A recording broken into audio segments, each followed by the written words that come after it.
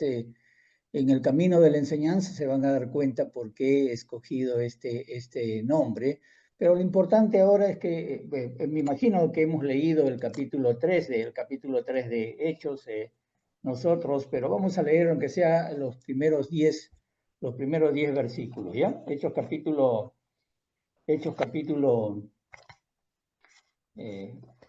3, vamos a leer. Pedro, Pedro y Juan subían juntos al templo a la hora novena, la de la oración, y era traído un hombre cojo de nacimiento, a quien ponían cada día a la puerta del templo, que se llamaba La Hermosa, para que pidiese limosna de los que entraban en el templo. Cuando vio a Pedro y a Juan que iban a entrar en el templo, les rogaba que le diesen limosna. Pedro, con Juan fijando en él los ojos, le dijo: míranos. Entonces él estuvo atento, esperando recibir de ellos algo. Mas Pedro dijo: no tengo plata ni oro, pero lo que tengo te doy. En el nombre de Jesucristo de Nazaret, levántate y anda. Y tomándolo por la mano derecha, le levantó, y al momento se le afirmaron los pies y tobillos. Y saltando se puso en pie y anduvo y entró con ellos en el templo, andando y saltando y alabando a Dios. Y todo el pueblo le vio andar y alabar a Dios, y le reconocían que era el que se sentaba a pedir limosna a la puerta del templo, La Hermosa, y se llenaron de asombro y espanto por lo que había sucedido. Entonces, ahí vamos a pasar a la siguiente imagen, a esta siguiente imagen, como que ustedes pueden ver ahí el subtítulo que he puesto: Sanación en el nombre de Jesús.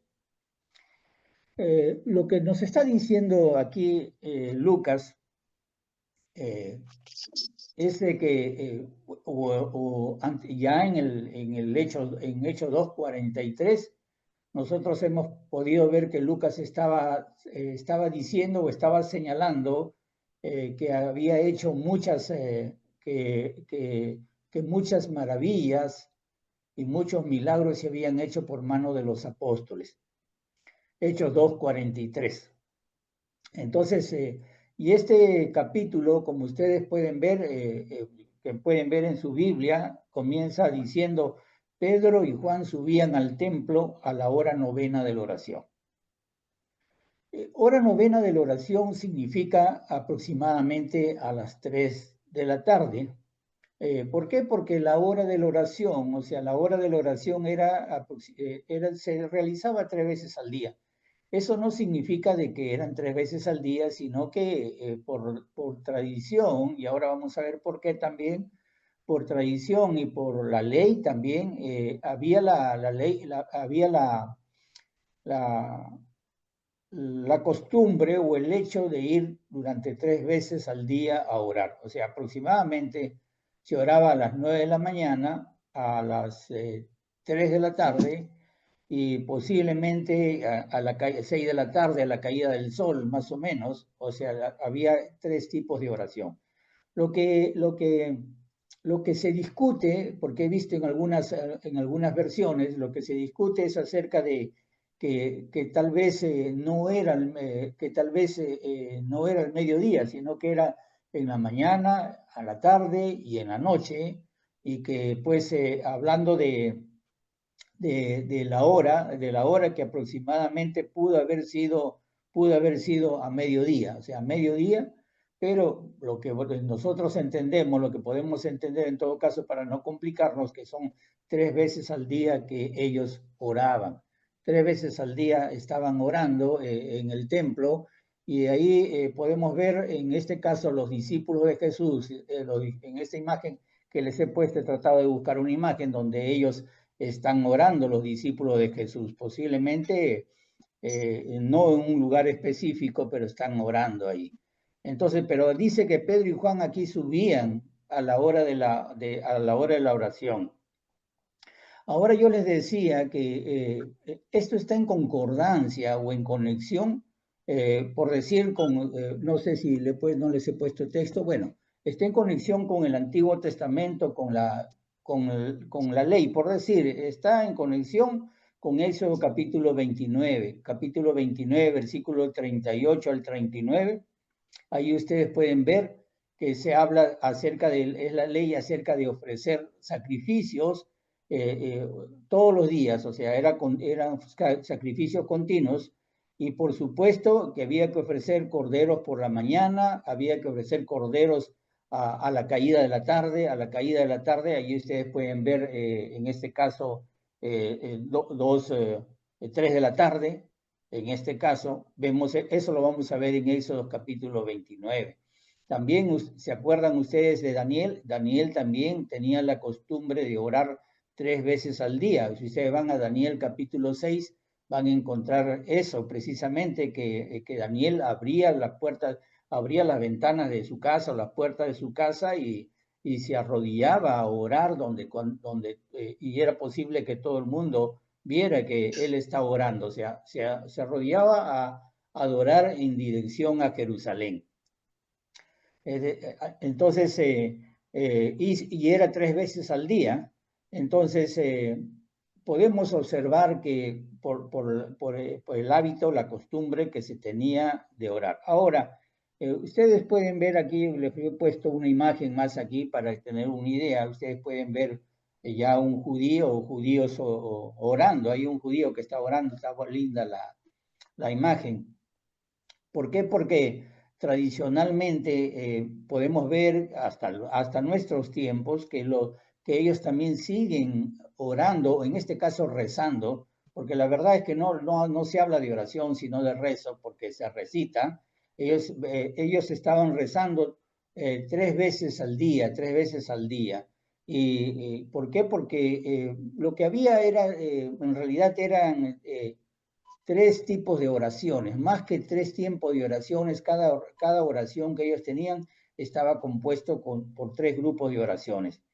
Ahora, por decir, había oraciones que se llamaba al amanecer, en el hebreo es shaharit, era al amanecer. En el amanecer ellos estaban orando, y también había oraciones, en este caso a mediodía, que era en este caso minja, a mediodía, que normalmente lo que se hacía era recitar salmos. Se recitaba el Salmos 84, también se leía el libro de Números capítulo 28, hasta el día de hoy tienen ese tipo de tradición.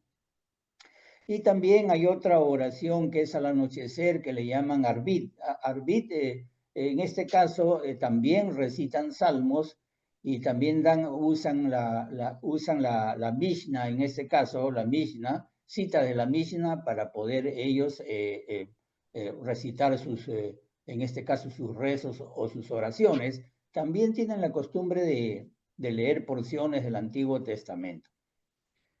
Ahora, ¿por qué les digo esto? Porque lo ideal es que nosotros tengamos una base, ¿no? Que nosotros tengamos un contexto para poder enseñar también a otros. Cuando no tenemos contexto, a veces se nos presentan situaciones en las cuales desconocemos y no podemos poder explicar. Yo sé que el punto principal del evangelio es el evangelio, lo sé eso, pero es muy bueno a veces conocer ciertas cosas. Por decir, ustedes pueden ver aquí, yo le he puesto la liturgia de las horas, y he puesto católica, que ahí he puesto como título católica, que es derivada de esta práctica.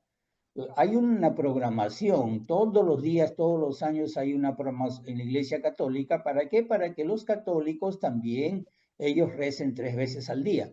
Deberían rezar en la mañana, a mediodía y en la tarde. Deberían rezar, eso es lo que está dispuesto, y se llama la liturgia de las horas.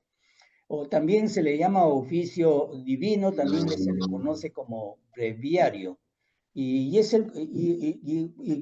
Se refiere a un conjunto de oraciones o rezos que son oficiales de la Iglesia, en este caso la Iglesia Católica, Pero no solamente la Iglesia Católica la que tiene la práctica de la liturgia de las horas, también la Iglesia Ortodoxa y la Iglesia Anglicana tienen esta práctica de utilizar es un poco más complicado porque escoger las lecturas, los días, tiene que ver con otro tipo de calendario. Y aquí lo que tratan es de coincidir el calendario precisamente judío, de eso voy con el calendario actual, con el calendario que nosotros tenemos. Entonces ellos sacan estas cuentas y por si ahí le he puesto una imagen donde ustedes pueden ver que para el día de hoy, 5 de octubre, ellos tienen la lectura, dice oficio de lectura, laudes, tercias, ahí están las horas.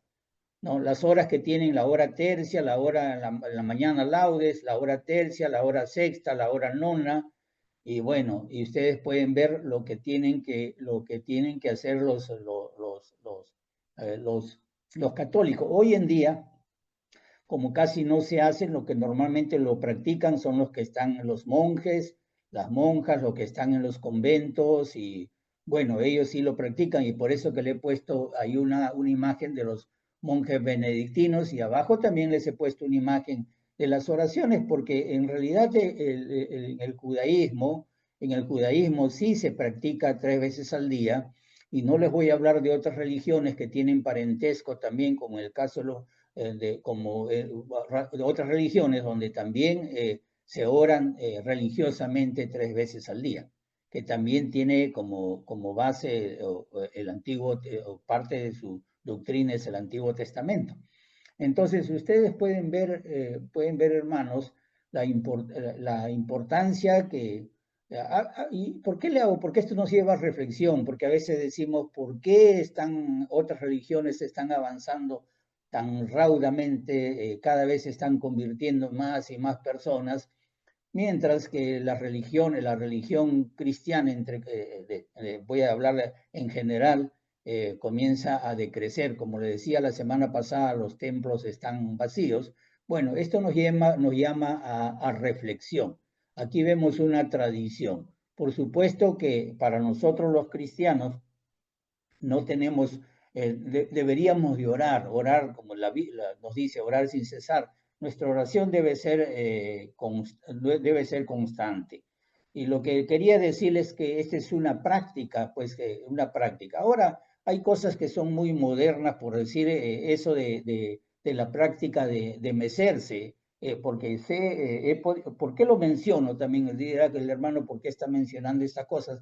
Porque hoy en día hay iglesias cristianas que están poniendo en práctica el de mecerse. Ustedes han visto a los judíos en el muro, pueden ver en las noticias, en todo el muro de los lamentos, o también ahora en Netflix puede ver algunas series donde se ven a los judíos que ellos están orando, rezando, meciéndose, mecen todo el cuerpo, gran parte del cuerpo se mece y hay iglesias que están imponiéndola, este tipo de práctica. Pero esta práctica se llama, ustedes la pueden buscar, así como yo les digo, literalmente en Google, la práctica de mecerse al rezar, pero en realidad el nombre es chucle, el nombre es chucle. Y eso se ha iniciado en Europa recién en el siglo XIX. En el siglo XIX en Alemania, o sea, los judíos alemanes es lo que pusieron en práctica vamos a decir, esta costumbre o esta moda y comenzó a integrarse a todo el judaísmo de Europa, especialmente el judaísmo que estaba en el oriente, oriental. Lo que se busca en todo caso, lo que creo que lo que se busca, aunque dan muchas, si ustedes buscan en Google van a encontrar muchas otras razones, pero lo que pienso es que se busca en concentrarse en las palabras y en el ritmo del rezo, porque cuando se reza hay un ritmo, el rezo viene de recitar. Cuando se recita o rezo, que es lo mismo, cuando se recita, el recitar tiene un ritmo por las mismas oraciones que están compuestas así. Así que el hecho de mecerse es para llevar el ritmo y otro es para concentrarse, porque creo que es muy difícil concentrarse en el recitar. Cuando uno ora a Dios, conversa con Dios. Nosotros oramos a Dios, conversamos con Dios y sale lo que está en nuestro corazón. O sea, lo adoramos a Dios de acuerdo a lo que está en nuestro corazón, es decir, en nuestros sentimientos, en nuestros pensamientos hacia Dios. Y por supuesto, para orar se necesita concentración. Pero para rezar, ya muchos de nosotros venimos del catolicismo y sabemos lo que es rezar, sabemos lo que es un rosario, recitar todo un rosario, es un gran tiempo de llevar los rezos, los Ave Marías y los Padres Nuestros, y eso el que lo aprende lo dice totalmente de memoria y ni siquiera ya no hay una relación con Dios, se pierde eso. Entonces la idea es eso. Vale la pena haberles mencionado eso porque por lo menos tenemos idea. Vayamos a la historia. Dice ahí, como ustedes pueden ver, Pedro y Juan se veían juntos al templo. Y bueno, no se sabe exactamente, hay quienes piensan hay quienes piensan que fueron al templo con el propósito específico de orar. Digo, no se sabe exactamente porque no se explican los fines exactamente, pero hay quienes dicen que específicamente era este propósito. Sin embargo, nada, como les digo, en el texto nos lleva a que nosotros tengamos esa conclusión. Los apóstoles y los otros cristianos se reunían, como yo les dije, a diario en el templo, y eso lo hemos podido ver en Hechos 2:46. Ellos estaban reuniéndose, que ya hemos estudiado un poquito esto, ellos se reunían en el templo, y aquí estamos viendo que en este caso en el atrio en el atrio de los gentiles, si ustedes se adelantan un poquito en en el capítulo 5, ustedes van a encontrar también que están reunidos orando. Ahí está, 5, 20 y 21. Ustedes pueden ver que están orando en el atrio de los gentiles. ¿Por qué? ¿Por qué se reunían en este lugar? Porque era el único lugar que era muy grande, o sea, era un lugar bien grande donde podían reunirse muchas personas. También era un lugar donde la gente podía saber que ahí se reunían los cristianos. Acuérdense que estamos antes de los años, antes de que el templo de Dios, antes que el templo de la ciudad de Jerusalén sea destruida, que fue en los años 70. Y aquí nosotros encontramos que ellos estaban acercándose ahí porque sabían que ahí estaban los apóstoles, ahí estaba la iglesia de Jerusalén y los apóstoles iban pues a orar precisamente en este atrio, ahí estaban ellos. Y también posiblemente eh, el propósito principal de ir al templo posiblemente era era dar a conocer a Jesús el Cristo. Digo posiblemente porque en ese texto 5, 20, 21, o sea, ustedes pueden darse cuenta, el primero, si no quizás cuando hablé del propósito de ir al templo era 5, 12, pero aquí cuando hablo del 5, 20, 21 es decirle a la gente precisamente hablarle de Jesús, hacer conocer a nuestro Señor Jesucristo, que Jesús era el Cristo, hacerlo conocer, a pesar de que ya había mucha gente que se había convertido, pero siempre estaban llegando a Jerusalén, siempre estaban llegando peregrinos a Jerusalén de distintos lugares que venían a adorar. Entonces, la idea era convertir a los judíos al cristianismo, porque porque muchas veces nosotros separamos en este sentido el Antiguo Testamento del Nuevo Testamento y no nos damos cuenta que es una continuidad. Le digo que es una continuidad porque hay un propósito de Dios. Dios no es que Él tuvo un propósito desde la eternidad y fracasó ese propósito, y como Él fracasó ese propósito, Él en medio del, tuvo que cambiar su plan. Eso no dice la Biblia. Cuando vamos al libro de Efesios podemos encontrar nosotros que el propósito de Dios fue siempre el mismo, fue de continuo. Desde antes de la fundación del mundo, Él tuvo un propósito y Él no cambió ese propósito. Siempre no hubo un cambio de planes. Entonces es muy importante entender de que aquí el propósito principal en este caso era enseñarles y darles a conocer a la gente que Jesús era el Cristo. Ahora, hablando de esto, vamos nosotros a la siguiente imagen. Ustedes pueden ver aquí de un hombre, dice, esta imagen es una pintura, yo le recorté un poquito para que no se vean los angelitos que habían puesto al lado, porque para que no cambie, desnaturalice la imagen que está preciosa. Entonces, nos habla de un cierto hombre un cierto hombre discapacitado físicamente. Dice en el texto, en el versículo 2, dice, y era traído un hombre cojo de nacimiento, a quien ponían cada día a la puerta del templo que se llamaba La Hermosa, para que pidiese limosna de lo que entraban al templo. Entonces ahí otra cosa interesante, esto del término templo. Ustedes pueden ver ahí que en este caso es un término que se podía utilizar, como dice bien ahí, indicando solamente la estructura principal del templo, o sea, la estructura más sagrada, lo que corresponde al lugar santo y al lugar santísimo. No todo lo que está alrededor, sino solamente la parte central del edificio. Y también se refiere al templo, vamos a encontrar en la Biblia también esto, en el Nuevo Testamento, se refiere para referirse a todo el templo, o solamente a una sola parte de toda la estructura, de todo el edificio del templo. Y también cuando se habla del templo se puede referir sencillamente al atrio de las mujeres y el atrio, al atrio de Israel y al atrio de los gentiles. También vamos a encontrar esa referencia de templo.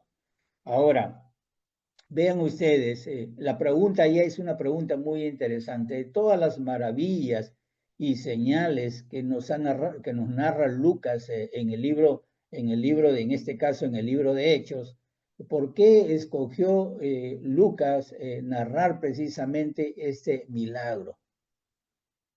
Como ustedes pueden ver ahí, yo le he puesto ahí, fue un milagro verdadero, fue un milagro verdadero. Y no fue coincidencia, en todo caso, que Pedro y Juan sanaran eh, a este hombre en particular. ¿Por qué? Porque, no solamente este hombre en particular, y en ese día en particular, y a esa hora precisamente, a esa hora, la hora del incienso, a la hora que se quemaba el incienso, a la hora donde más personas participaban de las oraciones. Y es que la sanidad, podemos ver, no fue el resultado de una actitud compasiva, vamos a decirle así, porque no solamente era el único hombre que estaba, o la única persona que estaba pidiendo limosnas en el templo, habían muchos que habían ahí. Ahora, Pedro y Juan posiblemente lo conocían a este hombre, posiblemente porque este hombre era conocido por todos. Imagínense, son 40 años que el hombre lleva, que es un hombre que está lisiado, 40 años, y tiene precisamente esa edad, es decir, que ha nacido con esa discapacidad. ¿Y cuántas veces habrá pasado Pedro y Juan por ahí? ¿Cuántas veces lo habrán visto en el templo? Y entonces, y aquí la pregunta era ¿por qué? ¿No? ¿Por qué? Ahí les he puesto yo, él había estado ahí tanto tiempo. Vean ustedes, en el número 2 dice, la naturaleza de su desgracia era tal que cuando estuviera sanado, no podría haber duda de que un milagro había ocurrido. Y el 3 pongo, no había otra forma como ellos pudiesen reunir tan rápidamente una multitud y convencerles de que Jesús era el Cristo. Si ese era el propósito, creo que era lo mejor que podían. El milagro iba a hacer que mucha gente se reuniera, y como fue así, ¿no? Vemos al cojo y a Pedro y a Juan, el cojo tomando la mano y a Pedro, a Juan, y saltando y gritando de gozo y de alegría, dando glorias a Dios, dando gloria a Dios. Entonces, Vean ustedes, lo otro que podemos pensar nosotros, lo que podemos pensar es de que indudablemente este es un milagro verdadero, ¿no? Se está mostrando un milagro, un milagro, no un milagro que donde se haya dudas, haya dudas de que en verdad si fue o no fue un milagro. Porque tanto tiempo él llevaba en ese lugar y por supuesto siempre hay personas, siempre hay personas que todo el mundo lo conoce. En el caso, por decir nosotros aquí, y creo que en todas las ciudades, en todos los pueblos, sucede lo mismo en todos los países. Hay personas que son conocidas porque están muchos años. Yo por años, por decir, estoy seguro que todos conocemos, vemos precisamente a un joven que se nota que ha nacido discapacitado en las puertas aquí, en la Plaza de Armas, en la puerta del Banco de Crédito. Siempre hay un jovencito que no está pidiendo limosna, pero siempre está ofreciendo chicles o está ofreciendo, sí, chicles ofrece. Y este jovencito está en una tabla con unas ruedas, unas pequeñas rodajes y uno puede ver los diminutos dedos de sus pies, o sea, los diminutos dedos. Y quiero decir con eso que ese muchacho ha nacido discapacitado, está ahí en su tablita, no lo tienen que llevar cargado porque por lo menos tiene una tablita donde él puede rodar y podemos ver cómo es que sus pies no se han desarrollado. No hay músculos, no hay tendones, no hay, todo ha desaparecido precisamente porque no hay uso. Una persona incluso tiene que aprender a caminar, ¿no? Un niño, las personas cuando los niños tienen que aprender, todos hemos tenido que aprender a caminar. Pero aquí nosotros podemos ver que este hombre pues una vez que fue sanado, él pudo inmediatamente, sus piernas crecieron, inmediatamente los músculos, los tendones y todo. En realidad era un milagro verdadero y todos podían dar fe que era un milagro verdadero porque lo conocían. Así como nosotros de Piura podemos ver a ese jovencito que está en su tabla, imagínense verlo saltando, brincando con sus pies, pues indudablemente de que es un milagro verdadero. ¿Cómo no se puede convencer, cómo no se va a convencer que Jesús, el que había muerto en la cruz, el que había sido crucificado, ahora era el Cristo, él era el Cristo, era el Mesías? Interesante, ¿no? Entonces, aquí les he puesto yo una serie de imágenes muy interesantes, porque la pregunta aquí es, dice que usted a quien ponían cada día a la puerta, dice el templo que se llamaba La Hermosa. También aquí hay mucha literatura, hermanos, es muy apasionante, porque no solamente se confunde, ustedes pueden ver, allí les he puesto un planito, ustedes pueden ver que en la actualidad hay muchas puertas, pero hay puertas que han sido hechas ya en los últimos siglos, en los últimos siglos, puertas que han sido aumentadas, puertas que han sido hechas por los musulmanes, por los árabes, por Solimán, puertas que han sido reconstruidas y es muy interesante la historia de cada puerta, hay mucha literatura, muchas imágenes muy bonitas de Jerusalén, pero aquí estamos hablando de las puertas que están en el templo. En la imagen de la izquierda ustedes pueden ver una maqueta, por supuesto, porque no existe del templo, y ustedes pueden ver en la segunda parte, en el intermedio, una puerta. Ustedes pueden ver una puerta sellada en el muro, después pueden ver otra puerta, una segunda puerta y una tercera puerta que se ve y una tercera puerta antes de entrar al lugar santísimo. Entonces, y la pueden ver esas puertas. Es interesante Es interesante porque cuando se habla de la Puerta de la Hermosa, hasta ahora no hay una seguridad de decir, esta puerta es. Entonces, hay diferentes puertas, ¿no? No sé si aquí está, ahí está, acá ustedes pueden ver, es probable que dice que el área sagrada del templo era la que se refería Lucas aquí, o sea, refiriéndose al lugar santo y al lugar santísimo. Y al mendigo se le ubicó a la entrada del de las mujeres, es decir, del patio de las mujeres. Ya les estaba explicando que ahí estaban donde la gente se reunía para orar. En la puerta, dice, la puerta llamada la Hermosa era sin duda el paso favorito al interior del atrio del templo. Y esta puerta llamada la Hermosa, en la imagen anterior ustedes pueden ver en la mano izquierda, es la puerta intermedia. Esta puerta intermedia que ustedes pueden ver, una puerta muy, no, perdón, la puerta principal, la puerta más grande donde ustedes pueden ver las columnas, la puerta más bonita.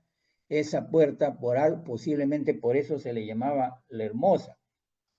Entonces, vuelvo a repetir, es posible que esta puerta sea la puerta a la que se refiere Lucas, se está refiriendo a la entrada principal, en todo caso, del atrio de las mujeres, donde normalmente la gente se estaba reuniendo, se reunía a orar. Ahora, ¿por qué ustedes pueden ver en esta lista la puerta corintia? La puerta corintia. A esta puerta normalmente se le llamaba también la puerta corintia. A esta, y así se le conocía como la puerta corintia, por eso que fue también, y también ustedes pueden ver ustedes, ahí hay un slash, ¿no? Una puerta de Nicanor, también se le conocía como puerta de Nicanor. ¿Por qué? Porque normalmente se le ponía el nombre de las personas donantes, las personas que habían dado dinero para hermosear, para poner bellas hermosas estas puertas. Cada puerta era muy, muy hermosa. Entonces, un tal Nicanor había donado dinero para construir esta puerta y por lo tanto también decían la puerta de Nicanor. Entonces, y ahora lo que nos dicen los estudiosos, las autoridades antiguas, que nos dicen que existían 9 puertas que conducían a la parte sagrada, es decir, al lugar santo y al lugar santísimo del templo. Y para describirles, 8 de las puertas dice que tenían 14, imagínense ustedes, 14 metros de altura, 14, y la puerta principal, esta la puerta corinta, puerta de Nicanor, puerta de Nicanor, esta puerta donde estaba se supone, es la que más se piensa que estaba el mendigo, es la que más se piensa el mendigo. Esa puerta tenía 23 metros de alto. Entonces, y por eso es que se le llama, quizás por eso que se le llama la puerta la Hermosa. ¿Por qué? Porque se narra que estaba hecho de bronce, el bronce brilla, da unas imágenes, bronce de Corinto, le dicen, era traído de Corinto, un bronce especial. Y no solamente eso, sino que dice que la construcción era tan exquisita, o sea, me supongo piedras preciosas, etcétera, que excedía, o sea, el valor era mucho más grande que todo el valor de las demás puertas, que incluso habían sido bañadas en plata, las puertas bañadas en platas y las puertas incrustadas incluso con oro. Entonces, imagínense, porque esta puerta está ubicada hacia el este, hacia la salida del sol. Casi todo está dirigido a la puerta del templo, la puerta del lugar santísimo, está dirigido a la salida del sol, hacia el este. Entonces, los rayos del sol reflejaban luces hermosas de esa puerta, en ese bronce, en esas piedras preciosas, en el oro, etcétera. Entonces, por eso vuelvo a repetir, por eso que se cree que esta puerta era llamada la Hermosa. Y McGravy, que es uno de los autores que estoy leyendo, porque aquí tengo varios autores, McGravy, él nos dice que esta era una de las puertas más favoritas, que las personas normalmente ingresaban casi todas por esta puerta, porque era la más bella, la más hermosa, la más favorita de la gente. Él nos dice que sin duda era la más favorita del atrio del templo. Entonces, nosotros también, hay otros también autores que nos dan, Josefo, por decir, es interesante porque podemos encontrar nosotros las obras ahora en PDF, ¿no? Lo podemos encontrar de Josefo, por decir las obras de, que es un historiador judío de la época de Jesús, de la época que narra de la época de que fue destruido el templo, la época que los romanos invadieron y conquistaron toda esa zona. Todo eso lo narra Josefo y narra muchos detalles precisamente de la vida de Jesús, de la adoración a Jesús, muchas cartas, documentos, etcétera. Es muy interesante como fuente, Ahora, ustedes pueden ver ustedes ahí, vamos a pasar a esta imagen, ya nos falta poco. Esta imagen, vemos, dice, era para que pidiese limosna a los que entraban en el templo. Yo pongo 13 porque indico que es la tercera parte del versículo, ¿no? Del versículo 3, la tercera parte. Yo normalmente divido yo para poder enseñar, divido en tres, en A, B, C, según las partes de las oraciones que quiero yo explicar. En este caso, dice para que pidiese limosna de lo que estaban en el templo. Los rabíes, decían los maestros, ellos es muy importante porque ellos, como dice ahí, enseñaron que habían tres pilares de la fe del judaísmo. O sea, tres pilares. La Torá, que es la ley, otro pilar de la fe. Estoy hablando pilares de la fe. Otro pilar de la fe era la adoración y otro pilar de la fe era demostraciones de bondad. En este caso, ejemplo. Yo le he puesto ahí Mishnah. ¿Por qué? Porque ellos utilizaban, como dice ahí bien, la Mishnah. Ahí ustedes pueden ver lo que le estoy poniendo acerca un ratito, acerca del Tanakh. ¿Por qué? Porque aquí lo que quiero decirles lo que quiero explicarles en todo caso es que la ley tenía como base esto, como base de la fe, las demostraciones de bondad, la misericordia. Jesús mismo dice, misericordia quiero, mas no sacrificios. Bondad, misericordia.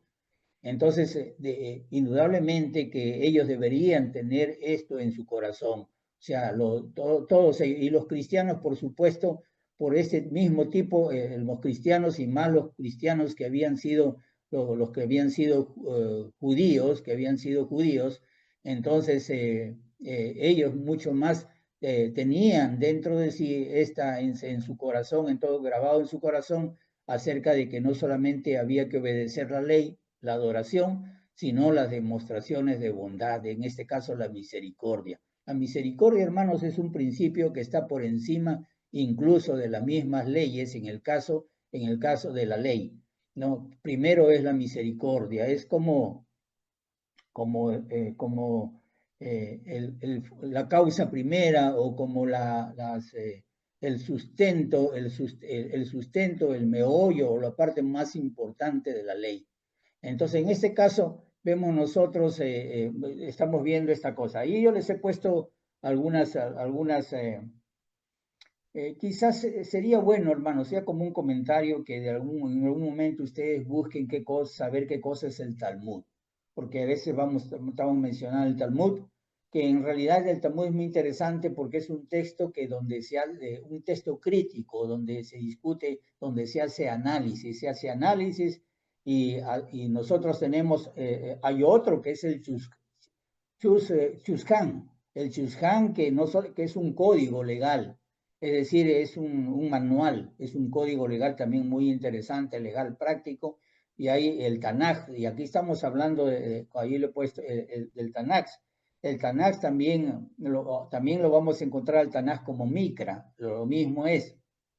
Y en realidad el Tanaj es un conjunto de 24 libros que son libros sagrados.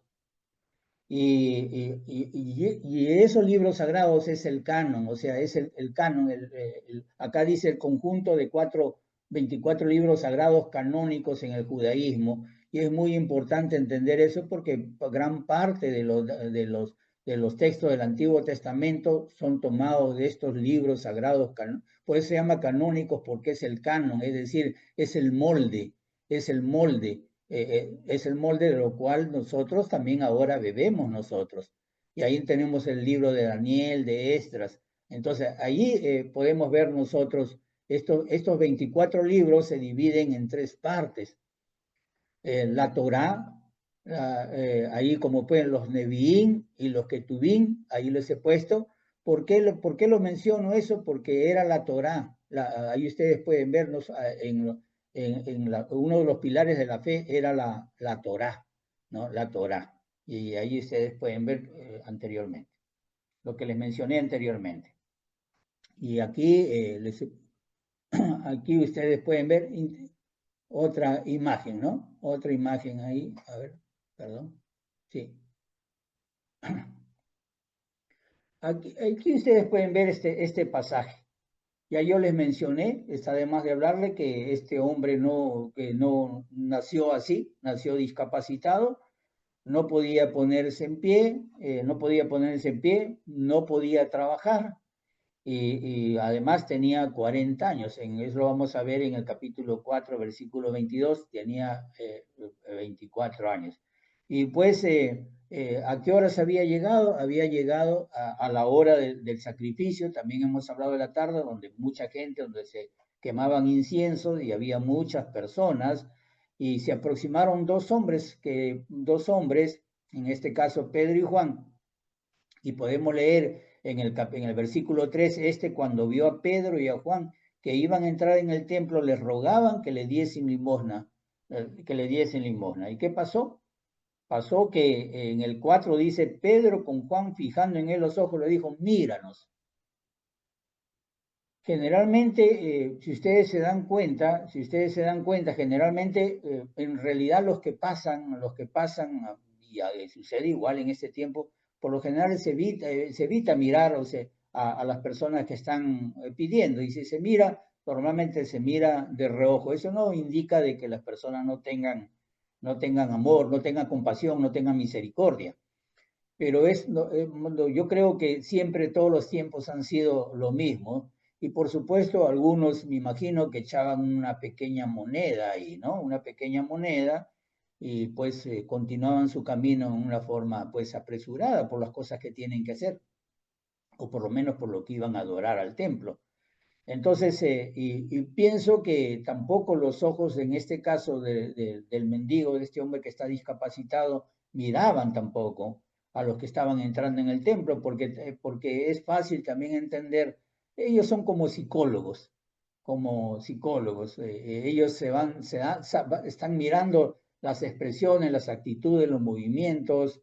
Incluso cuando uno va con un niño, uno puede observar cómo ellos miran a los niños son más propensos a tener mayor misericordia, ¿no? Entonces, uno puede observar, ellos conocen las personas, los movimientos, los gestos, con el transcurso de los años han podido observar y darse cuenta quién le va a dar o no. A veces me pongo a pensar que es la psicología. Un amigo policía me dijo, ten mucho cuidado cuando retires dinero del banco, nunca te muestres alegre, muéstrate molesto, porque los ladrones, me dice, son psicólogos. Ellos conocen mucho, me hablaba este amigo que lo conocí hace tiempo y me decía, ten mucho, y es verdad, o sea, hay una especie de, el taxista, el colectivero tienen esa práctica, y de igual manera pienso que él también, por eso que tampoco se estaba fijando, él estaba buscando esos pequeños gestos, en todo caso, que pudiera identificar que le iban a dar el dinero. Sin embargo, estos hombres se detienen, Pedro y Juan, y le dicen, míranos.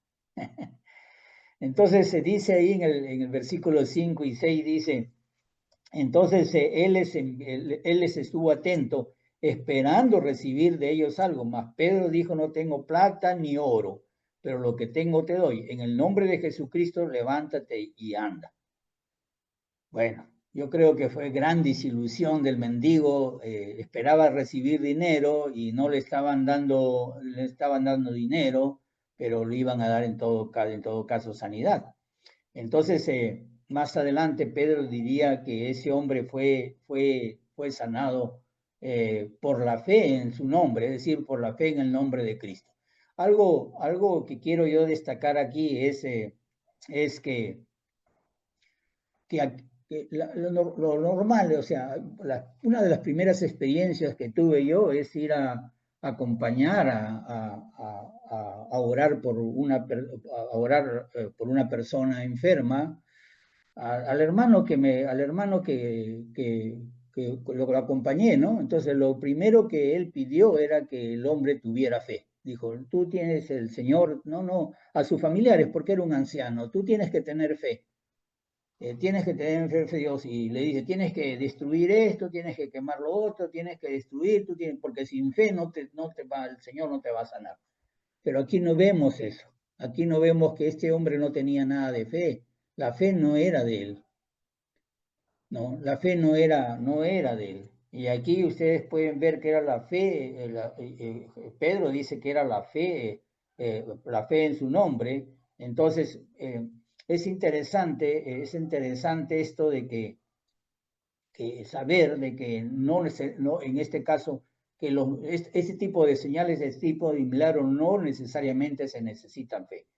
Yo sé que hay otros casos que fueron sanados por la fe, que ellos necesitaron fe para que el milagro sucediera. En el capítulo 16 de Marco encontramos eso, pero aquí no vemos eso. Aquí vemos que el hombre no tenía necesidad de que él tener fe. La fe en este caso no era necesaria, y porque él estaba en todo caso, vuelvo a repetir, esperando dinero, él no estaba esperando sanidad.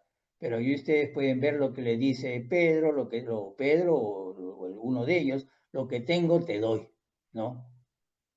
Y yo creo que tal vez nosotros no tengamos dinero también, no tengamos dinero, no tengamos oro ni plata, pero siempre tenemos algo que dar. Siempre vamos a tener algo que dar. Siempre tenemos algo que dar, me refiero a servir a Dios. Tenemos talentos, tenemos fuerza, tenemos fuerza, tenemos habilidades. En todo caso, siempre hay algo, amados hermanos, que dar al Señor. Y Dios nos está pidiendo que nosotros usemos en todo caso lo que tenemos, lo que Él nos ha dado. Recibimos de gracia, damos de gracia. Ellos habían recibido de gracia la salvación y ellos estaban dando de gracia la salvación. Sanación es oso y salvación es oso también, la misma palabra. Pero tenía en todo caso algo más que dar que la plata y el oro. Entonces, y quiero terminar este tema el día de hoy solamente con eso del nombre de Jesús de Nazaret, para que no nos perdamos por qué en el nombre de Jesucristo. La palabra nombre es la clave de todo, amados hermanos, de todos estos capítulos, de toda esta enseñanza, la palabra clave. Hay varias palabras claves que nos pueden dar, nos pueden mostrar el objeto o el fin en todo caso, incluso del mismo libro de Hechos, del mismo tratado de Hechos, porque yo les muestro solamente, yo comencé a subrayar, no he terminado, pero comencé en Hechos capítulo 2, por decir, dice en el versículo 21, ahí he puesto bastantes textos, pueden ustedes fijarse, y todo aquel que invocar el nombre del Señor será salvo. En el 38 dice, arrepentíos y bautícese cada uno de vosotros en el nombre del Señor Jesucristo. En el 46 dice en el 6 dice 3:6, más Pedro, que acabamos de lo que estamos leyendo, no tengo plata ni oro, pero lo que tengo te doy en el nombre de Jesucristo de Nazaret, levántate y anda. En el versículo 16 dice, por la fe en su nombre, Dios dice que fue por la fe en Cristo que él se sanó, no por la fe del hombre, no, pues es por la fe, la fe en su nombre, dice, en su nombre. El versículo 7 dice, ¿con qué poder has hecho? Le reclaman, ¿con qué autoridad tú lo haces? ¿O en qué nombre? Le preguntan, ¿no? Los judíos a él.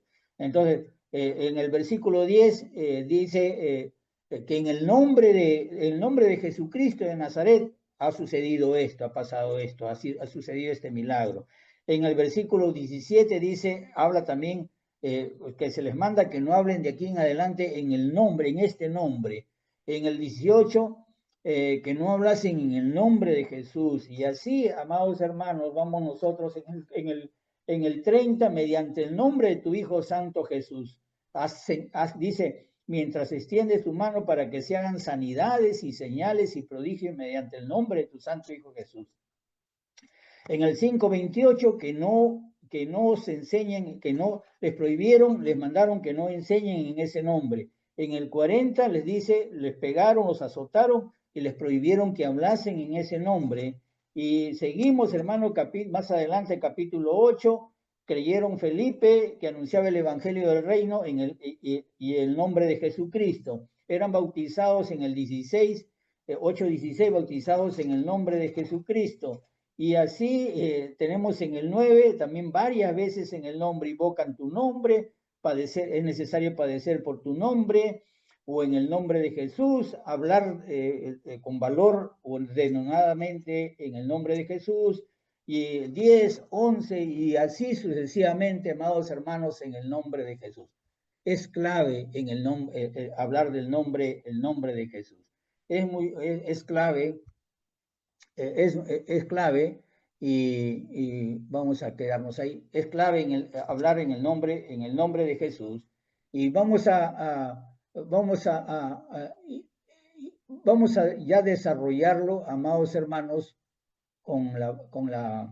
en la próxima clase. Quizás, si ustedes tienen tiempo y me esperan un poquito, quizás también otra cosa que me gustaría comentarles es comentarles que no hay tiempo, amados hermanos, porque sería interesante poder hacer una lección. Si me dicen ustedes un día fuera de esta hora, del día domingo, podríamos hacer, hermanos, una lección muy interesante que podríamos hablar acerca de precisamente vamos a poner la imagen esta de acá, porque ahí está la puerta la hermosa. Ahí está en la puerta hermosa, llena de plata, las columnas de plata, etc. En contraste la riqueza, en contraste con la miseria humana, ¿no? La misericordia de Dios. Entonces, la misericordia, ahí se puede ver miseria humana, misericordia, concordia de Dios, Dios y miseria. Entonces, ustedes pueden ver, hermanos, quería mencionarles esto, que ustedes hemos hablado acerca de tipo y antitipo, de figuras de lo verdadero o sombra de lo verdadero. En verdad, hermanos, les recomiendo, no es la primera vez, ya les he recomendado el libro de Nehemías, es un buen libro para los líderes, incluso, me refiero a liderazgo de todo tipo, es muy interesante, el libro de Nehemías, pero ustedes pueden encontrar ahí en Nehemías el templo destruido. Y ese templo destruido, amados hermanos, Nehemías regresa después de 100 años para reconstruirlo. Y le pide todo esto al rey Artajerjes, que es el que le autoriza ir a reconstruir la ciudad y el templo de Jerusalén. La ciudad, amados hermanos, y ustedes observan, van a encontrar que lo primero que hizo Nehemías fue reconstruir las puertas, levantar las puertas. Dice que las puertas estaban quemadas y los muros estaban derrumbados, caídos, las puertas quemadas y los muros, y lo primero que se construye en contra de la lógica de nosotros, lo primero que se reconstruye ahí son las puertas. Las puertas primero son levantadas y después los muros. Y quiero decirle, la ciudad en este caso, la ciudad, el templo, la ciudad es lo que representa, el templo, lo que representa o es el tipo o la figura de Cristo, la figura de la iglesia también, o la figura del reino. Y las puertas, amados hermanos, es la figura de lo que es el ministerio, el servicio, el ministerio. Cuando aquí estamos hablando, todo eso, hay una conexión maravillosa en todo lo que estamos hablando. Quizás yo le doy por pastillas, pero si ustedes lo conectan van a encontrar mucha información maravillosa, porque ustedes se pueden dar cuenta que lo primero que quiere hacer Dios es levantar su pueblo, levantar su iglesia, levantar su templo, que estoy refiriéndome a él mismo, levantar su templo, levantar a su Hijo Jesucristo, a Cristo. Y lo primero que Él va a hacer es reconstruir, es levantar las puertas. Lo que me estoy refiriendo, amados hermanos, que estando yo aquí, yo me considero así, yo pienso que yo soy una puerta, que tengo que levantar una puerta. ¿Para qué? Para levantar una ciudad, para levantar un pueblo, para levantar el cuerpo de Cristo. Lo primero, las puertas están quemadas, los muros están caídos. Solamente para que vean ustedes en reflexión, la iglesia los muros están caídos. Los que hacen los ministerios, cuando hablo de ministerios, estoy hablando de cada uno de ustedes, amados hermanos. ¿Cuál es el servicio que le dan a Dios? ¿Cuál es su servicio? ¿No? El de hacer misericordia, por lo dice la Biblia, el de predicar, el de anunciar el evangelio, el de servir a los demás, el coser vestidos, porque hay hermanas que hacen eso, cosen vestidos para los que tienen necesidad, como también en Hechos vamos a ver lo mismo, coser vestidos, ayudar a los demás. ¿Cuál es su ministerio, amados hermanos? ¿Cómo construye? Entonces, lo primero y la iglesia está caída precisamente por eso. Y lo que se hace es lo primero que se hace es levantar las puertas. Las puertas son los ministerios, amados hermanos. Eso es algo que tenemos que tener en cuenta. La ciudad, en este caso el templo, vuelvo a repetir, es la figura, para no hablarle de tipo y antitipo, es la figura de la iglesia, Y esa es una historia muy bonita que podemos hablarla en otro caso. Hay que reconocer, amados hermanos, cuál es el problema. Yo les hablo a los que están implicados en el desarrollo de la iglesia, en el ministerio de la iglesia. Y el propósito, hermanos, de mi enseñanza, aquí les soy honesto, el propósito de enseñarles precisamente no es simplemente para que ustedes tomen notas, no es simplemente para que ustedes aprendan y digan, sí, ahora ya tengo más, ahora esto, qué lindo que he descubierto eso.